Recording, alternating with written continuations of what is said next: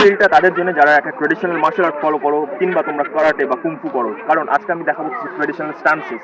তো last relay আমরা যেটা দেখালাম সেটা ছিল কুমিতে যাচ্ছে অর্থাৎ ফাইটিং স্টান্সে। এবার দেখাবো বিভিন্ন রকমের আরো স্টান্স। তো চলো সেটা শুরু করি।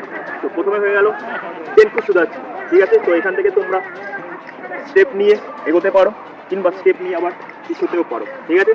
Move forward, move backward, same জিনিস প্রত্যেকটা জিনিসে অ্যাপ্লাই হবে। যেমন এবার আমরা করতে পারি kiba dachi, that is horse riding stance. তো এখানে এসে,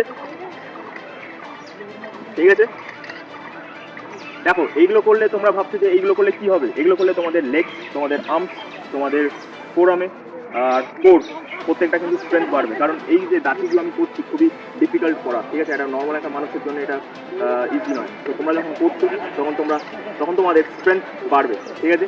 নেক্সট হতে পারে কোকুত্তো দাচি।